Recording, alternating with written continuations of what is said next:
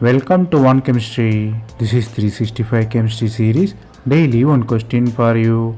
Here PQR, three different alkenes are given, all in cyclic form. P is 3-member alkene, Q is 5-member diene, R is 7-member triene. You have to arrange these three compounds by its pKa value. Here pKa order is PRQ, meaning P is weak acid, then RQ is stronger acid. Let us analyze the reason here. Normally the most stable anion donate H plus easily, so it's a good acid. So it is behave as good acid, so low pKa. The stability of anion is dictated by aromaticity.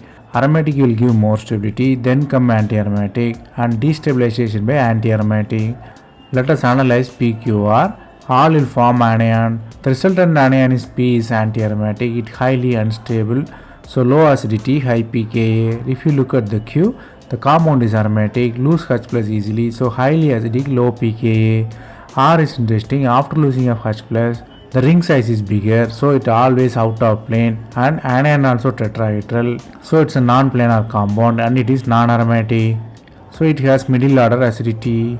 So our pKa order will be P, R and Q. Here the concept you have to learn here is anion you should count for delocalization. It will contribute for acidity. More stable the anion, more will be the acidity.